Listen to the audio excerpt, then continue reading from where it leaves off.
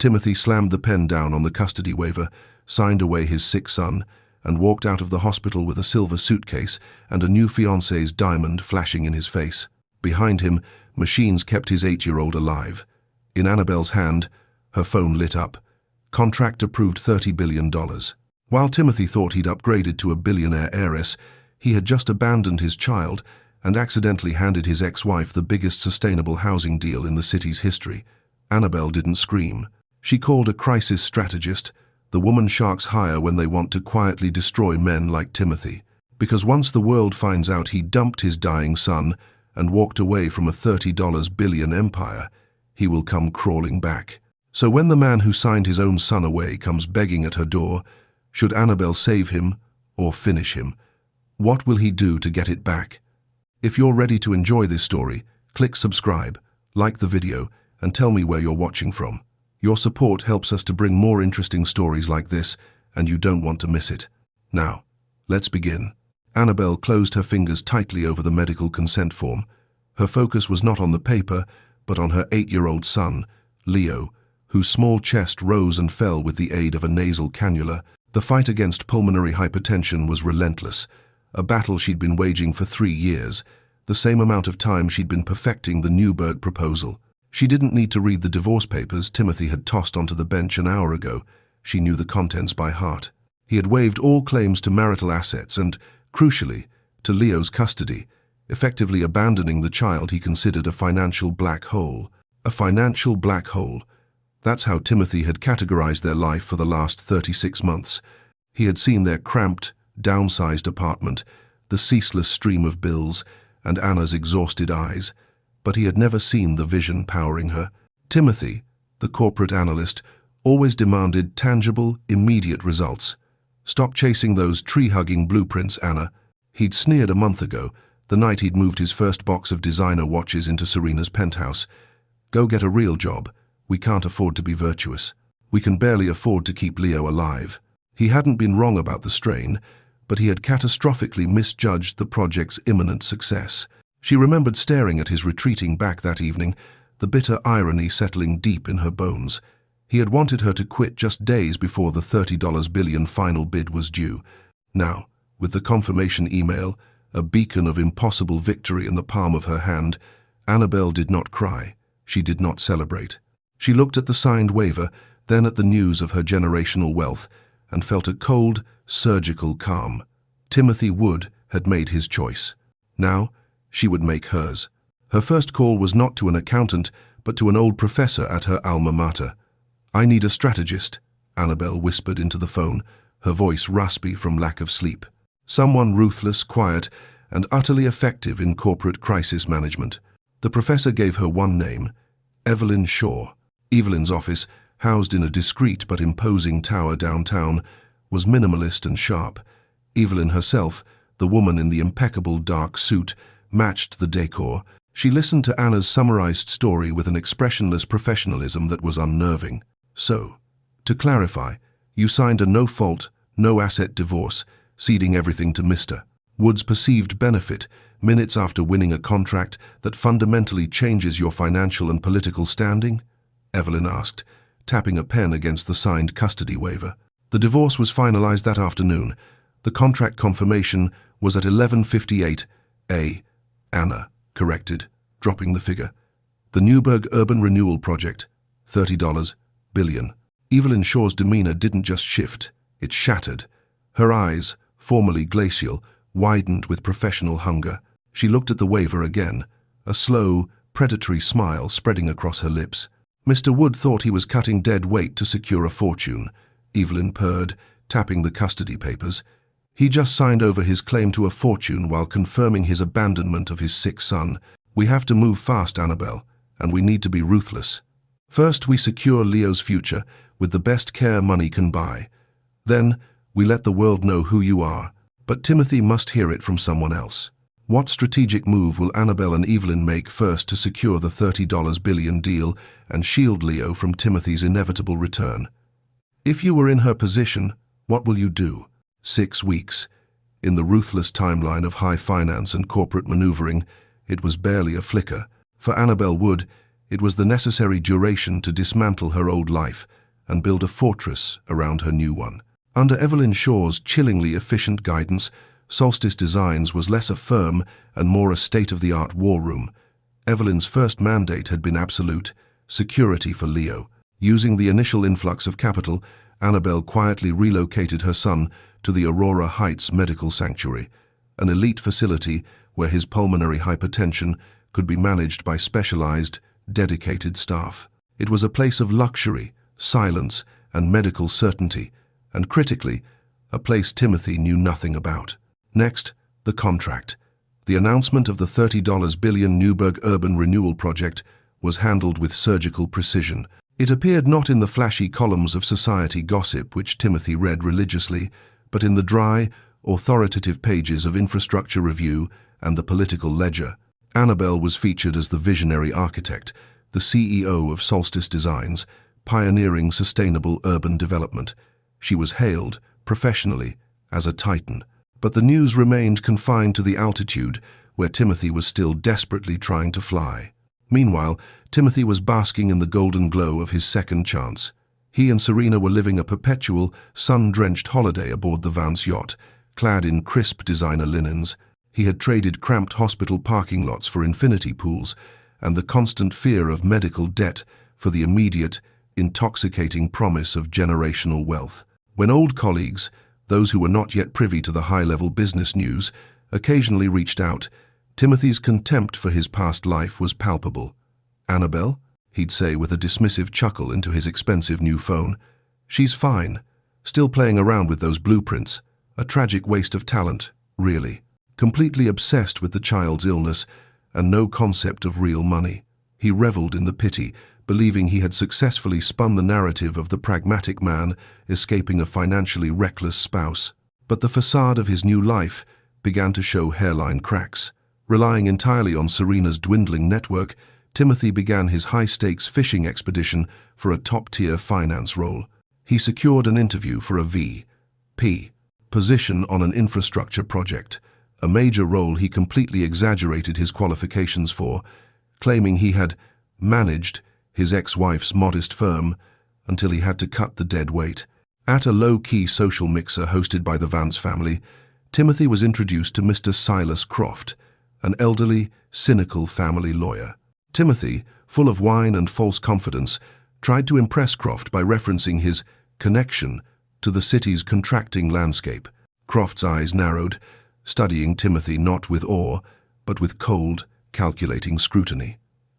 "The $30 billion Newburgh deal," Croft muttered, swirling his scotch. "It's the only game in town right now. A massive win for that architect. Annabelle Wood, isn't it?" Timothy nodded, trying to look knowledgeable. "Yes, my ex-wife. She was the one working on the proposal." Croft cut him off with a chilling finality. "Listen to me, Wood. That woman, the one who won that contract, she's not the kind of person you cross and live to tell the tale. She's quiet, but she's effective. The way she secured the deal, the security around her, the whispers I hear. Whoever is running her operations is formidable. You should be very, very careful mentioning your ex." Timothy watched the old lawyer walk away, dismissing the comment as old man's paranoia. But the warning, cold and razor-sharp, was a pinprick of pure unease beneath the armor of his tuxedo. Timothy Wood was in his element. The interview for the VP of Acquisitions role felt less like an evaluation and more like a coronation. He sat in a glass-walled office overlooking the city, his tailored suit a testament to Serena's excellent taste. The interviewer, a man named Mr. Finch, seemed impressed by Timothy's smooth delivery and aggressive confidence. When the conversation turned to his professional history, Timothy's arrogance reached its peak.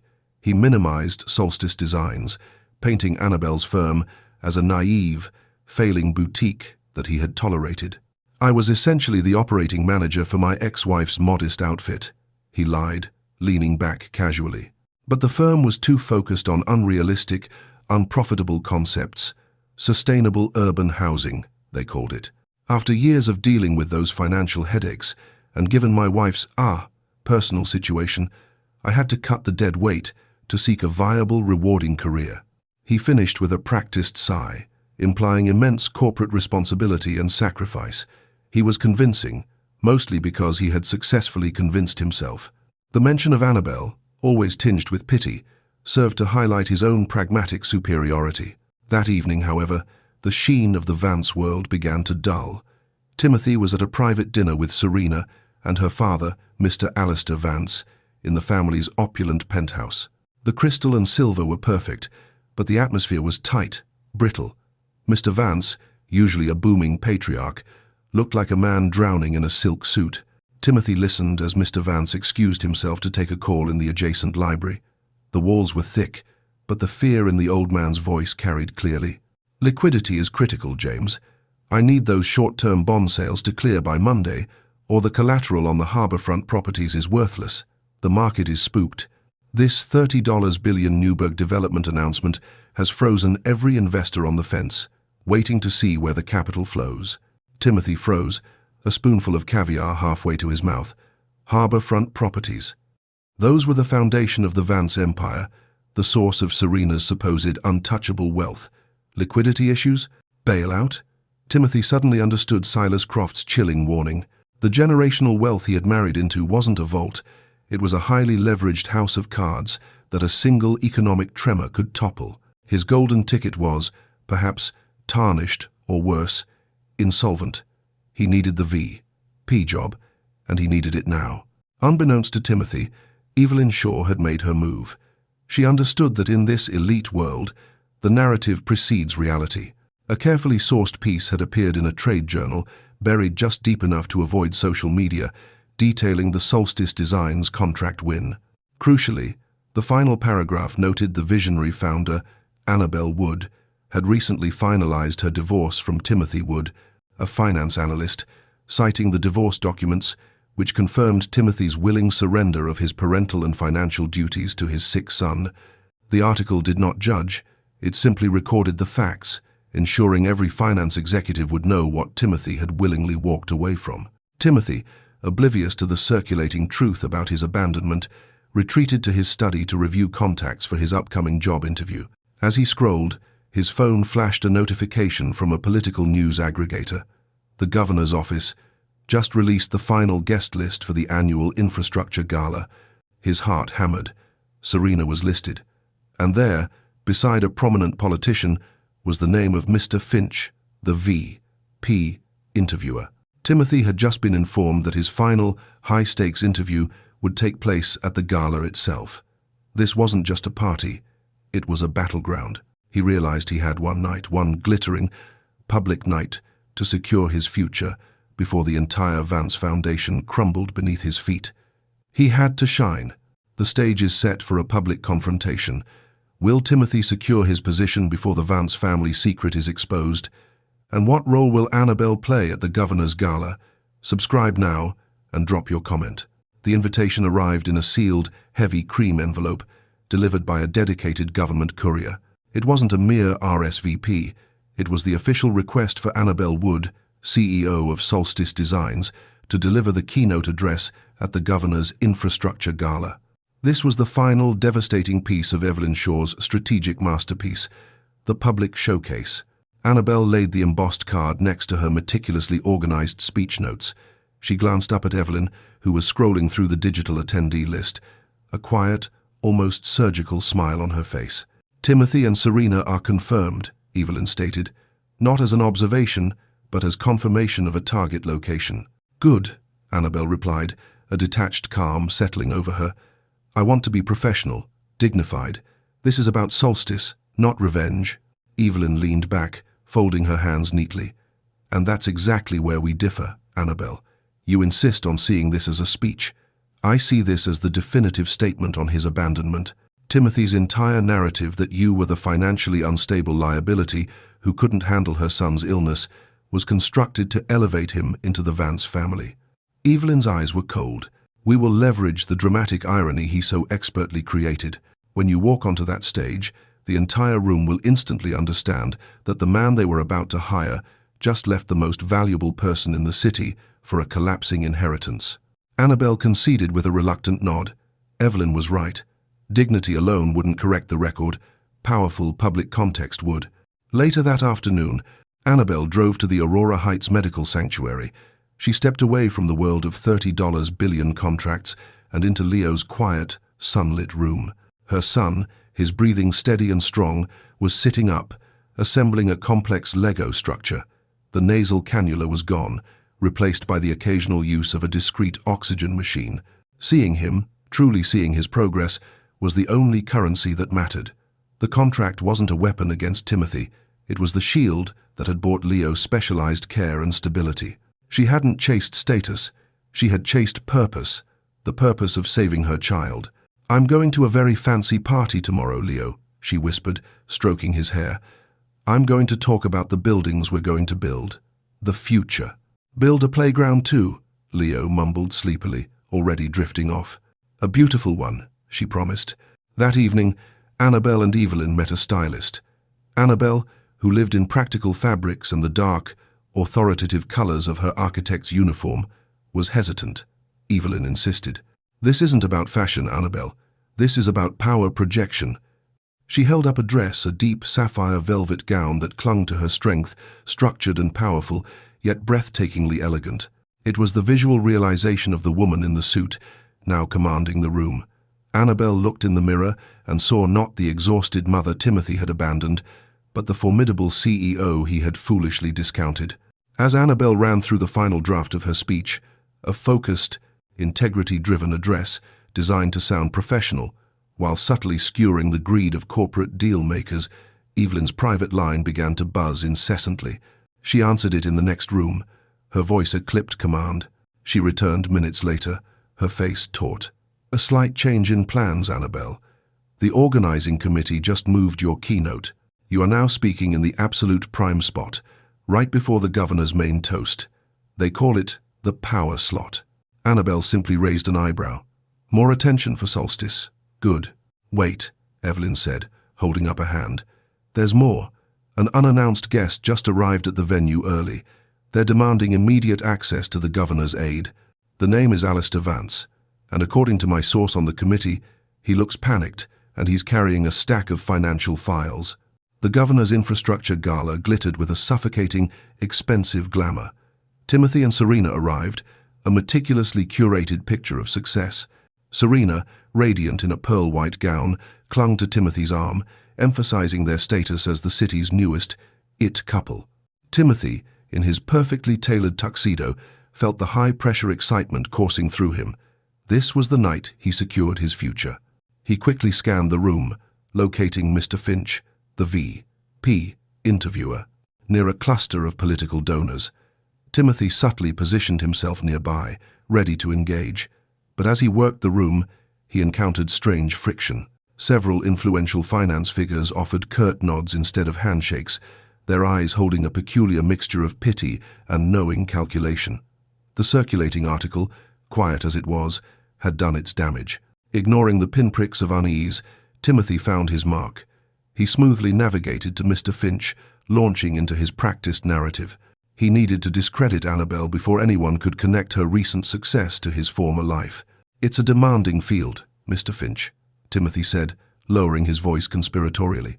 "Take the Newburgh project. I know the architect personally, in fact. I was married to her.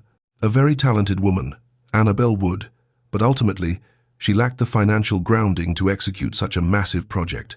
She was constantly facing financial instability due to, well, personal issues. I was trying to secure her a modest exit from the business just before we divorced." He paused, letting the implication hang. "I have insider knowledge. She's a risk. I am the stable choice." The room hushed. The master of ceremonies approached the stage, tapping the microphone lightly. "Ladies and gentlemen, we have reached the apex of our program. It is my profound honor to introduce our keynote speaker, a visionary whose design for sustainable urban renewal has earned her the $30 billion Newburgh Urban Renewal Project contract, defining the future of our city for the next 2 decades. Timothy barely registered the words, still focused on Mr. Finch's reaction. The MC's voice boomed, "Please welcome the CEO of Solstice Designs, Annabelle Wood." The announcement was a physical blow. Timothy froze, the name echoing in the sudden, roaring applause that erupted across the ballroom. The room's collective attention, a force more palpable than gravity, snapped away from the politicians and onto the stage entrance. Then, He saw her. Annabel Wood, not in the tired hospital clothes he last remembered, but in a deep sapphire gown that shone like polished steel. She moved with effortless, cold authority, gliding past the tables, accompanied by the formidable figure of Evelyn Shaw. Climactic moment. Timothy watched her approach the stage, his mind short-circuiting. The woman he had just painted as a financially reckless failure was being heralded as the most powerful contractor in the state. He felt the silver-stemmed champagne flute slip from his numb fingers. The delicate crash of glass on marble was surprisingly quiet, drowned out by the thunderous, standing ovation. As Annabel stepped onto the platform, she paused. Her eyes, cool and unforgiving, met Timothy's across the crowded room for a brief, shattering second. There was no anger, only observation, the observation of a CEO assessing a trivial, failed investment. Annabel delivered her speech. It was a masterpiece of professional dignity and implied retribution. She spoke of architecture as a moral responsibility, of prioritizing long-term sustainable integrity over short-term financial exploitation, ending with a passionate call to action for transparency in contracting, a clear, dignified jab at the man watching from the audience. She finished to renewed, rapturous applause. As she stepped off stage, a pale, frantic figure suddenly pushed through the crowd, ignoring Timothy completely. It was Alistair Vance, Serena's father. He rushed to Annabel and Evelyn, whispering urgently, pressing a stack of files into Evelyn's hands. Evelyn nodded once, grimly. Vance then pointed across the room toward a powerful city official.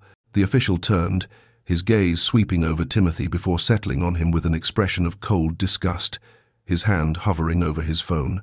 Timothy understood, with a dizzying rush of horror, that the Vance family's financial implosion had just become public knowledge among the elite. He hadn't just walked away from $30 billion. He was trapped on a sinking ship, publicly exposed as the fool who married for a debt he was now expected to solve. Timothy's world is officially collapsing. What did Mr. Vance reveal to Annabel? How will Serena react to her father's humiliation? Keep watching. The immediate silence after Annabel's speech was more deafening than the applause. For Timothy, the collision of realities was brutal. One woman was securing his city's future, and the other's father was desperately trying to save his past. He barely registered Serena dragging him toward a private cloakroom. Her initial shock had curdled into a cold, lethal fury. She wasn't angry that Timothy had been a fraud. She was furious that he had failed her. $30 billion, Timothy, Serena hissed, yanking his tie so tight it choked the air from his lungs. Her voice was low but shook with venom. You walked away from $30 billion to marry into this? She gestured wildly toward the ballroom where her father, Alistair Vance, was being pulled away by security. Timothy stammered, I didn't know. I thought your father's wealth was stable. It was never stable. It was always leveraged. I needed your corporate genius, Timothy, the kind of genius you claimed you had, to stabilize the portfolio. I was marrying your promise of executive power. Instead, you abandoned the only person in the entire city who could indirectly bail us out, your ex-wife.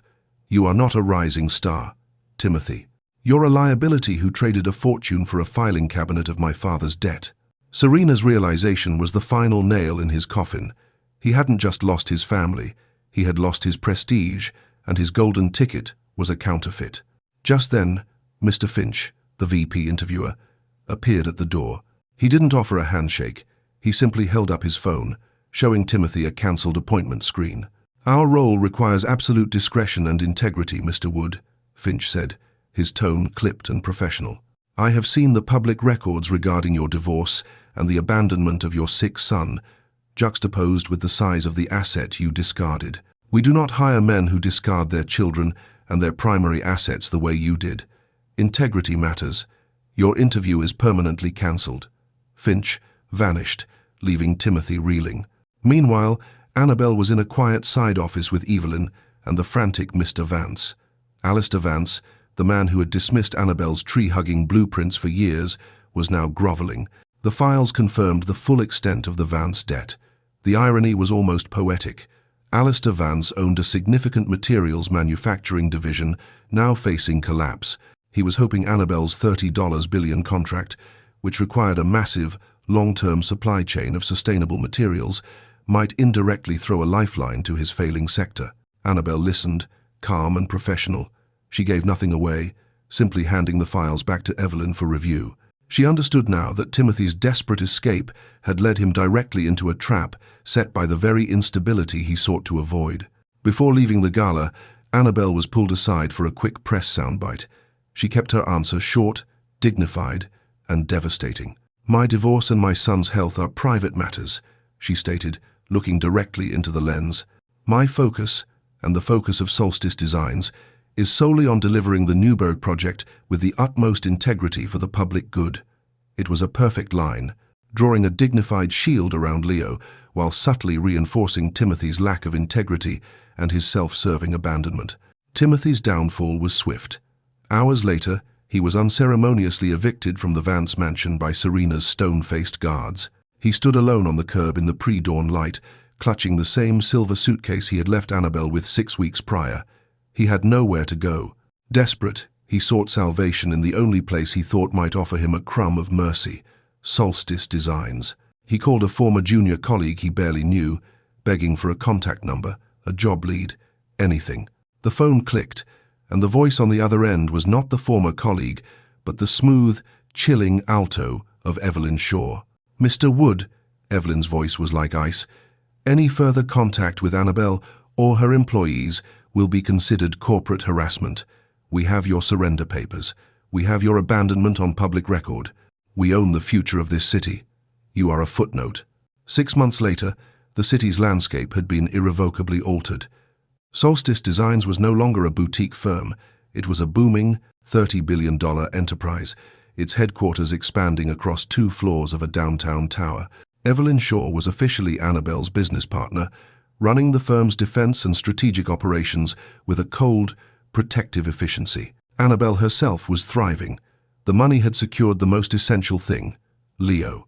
His pulmonary hypertension was under complete, sophisticated management. The nasal cannula was gone, and his color was healthy.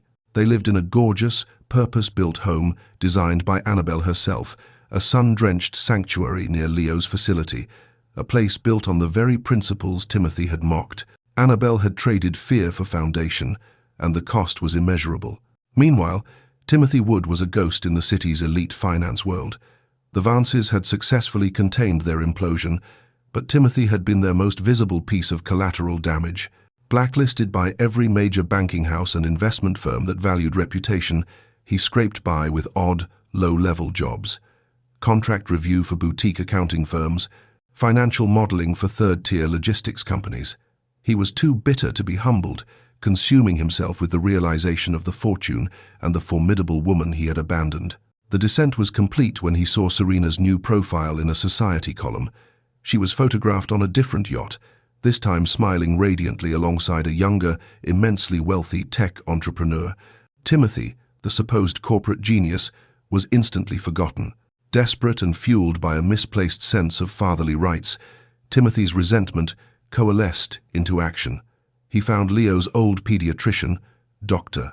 Chen, hoping to leverage his legal status as father for a contact number or at least information on Annabelle's whereabouts.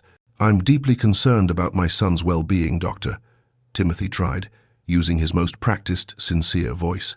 "I need to know he's getting the right care now that his mother is so distracted by her new career." Dr. Chen listened, his expression hardening. "Your concern is noted, Mr. Wood," the doctor replied flatly. "But Leo's health has improved remarkably since your divorce. I deal directly with Miss Wood's corporate team. I have nothing further to discuss with you." Dr. Chen, who had witnessed Timothy's callous indifference for years, quietly informed Evelyn Shaw of the attempted contact. The security perimeter around Annabelle and Leo instantly tightened. Timothy was officially a security threat. Cornered, stripped of his last professional vestige, Timothy resorted to the personal. He dug up Annabelle's old burner phone number, the one she used only for Leo's emergencies, and sent a pleading text, raw with desperation. "Anna, please, I need to talk to you. I'm not asking for money or the contract. I just need to apologize. Meet me one last time. The old public park bench, where I proposed. Saturday, 4 p.m. Annabelle received the text as she watched Leo laughing, chasing their golden retriever across the freshly sodded lawn of their new home, his small chest rising and falling easily, the ghost of the cannula a distant memory. Evelyn, standing beside her, reviewed the message. It's classic manipulation. He knows that bench is the sentimental weak spot. Ignore it. We have him legally blocked. Annabelle closed her eyes, clutching the phone. She knew Evelyn was right, but a deep, complex need surfaced. I need to go, she said softly, her voice barely a whisper. I need to look him in the eye one last time. Not for him, but for Leo. I need the final closure. Annabelle is walking straight into the last confrontation. Will Timothy seek reconciliation, or is he planning a desperate, final act of revenge? Keep watching. Annabelle arrived at the public park bench precisely at 4 p.m. on Saturday. The sun was low, casting long, judgment-like shadows across the worn wood. She wore a simple, tailored cashmere coat, a shield of professional armor that felt impervious to sentiment. Timothy was already there, looking hollow and defeated. He was wearing the same high-end suit from the gala, now wrinkled and strained, clinging to the skeletal remains of his former arrogance.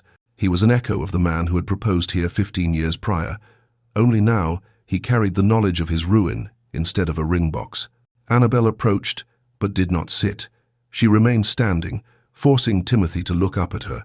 Thank you for coming, Anna, Timothy rasped, his voice thick with unpracticed emotion. I needed to see you. I needed to say it, finally.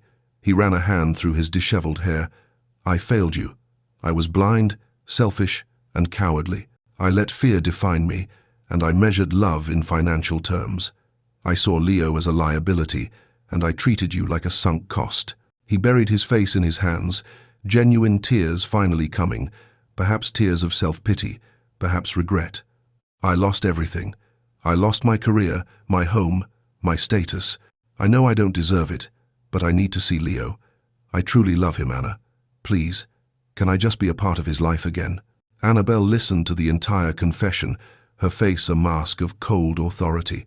When he finished, she let the silence hang, heavy with the weight of 3 years of struggle. I forgive you, Timothy, she finally stated, her voice soft but devoid of warmth. But not for your sake. I grant you forgiveness for my own peace. I will not carry the burden of your failure or your hatred into my future. That chapter is closed. She looked down at the hand that had signed the abandonment papers, now clutching the tattered fabric of his coat. You didn't lose $30 billion, Timothy. You lost your soul. You traded purpose for status, and the market corrected. Annabelle finally sat beside him, but only to delineate the boundaries of his reality. Leo is thriving. He is safe and financially secure for life. You chose to view him as a burden, and you signed the legal document confirming that choice. My future, our future, is built on integrity and the sustainable foundation you mocked. We are building the city's future, literally. She stood up, drawing the confrontation to its definitive close. You have no legal right to him, and you have no emotional claim on me. Any future contact you might have with Leo will be entirely his choice when he is old enough to make it. It will not be yours, and it will definitely not be mine. Annabelle turned and walked away from the park bench, leaving Timothy Wood alone with the wreck of his life. She carried nothing but the knowledge of her own strength and the fierce, quiet power that comes from having won the fight not for money, but for her son's life. 6 months after the park bench encounter, the sun was bright on the shimmering glass of the first completed tower in the Newburgh Urban Renewal Project.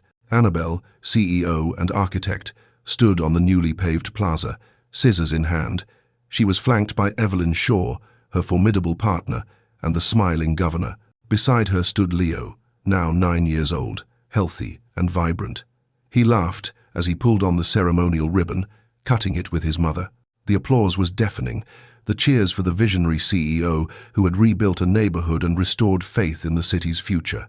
Annabelle looked at Leo, then at the sturdy, magnificent building towering overhead, a physical testament to the life Timothy had dismissed. What happens next for Annabelle Wood, Leo, and the $30 billion empire? Comment next episode if you want to know what happened. Don't forget to subscribe.